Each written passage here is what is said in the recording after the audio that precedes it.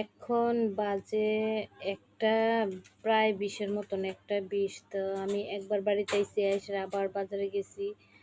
বাজারে গিয়ে এসে ছোটো মেয়ের ব্যাগের চেনটা নষ্ট হয়ে গেছে, স্কুল ব্যাগের আর কি। তো এই চেনটা ঠিক করাই আনলাম।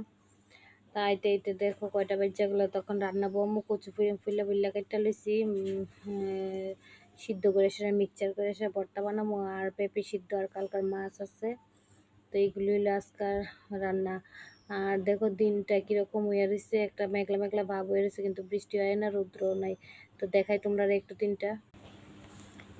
এই যে দেখো, রৌদ্র নাই, কিন্তু কীরকম জানি একটা মেঘলা ভাব হয়ে রয়েছে।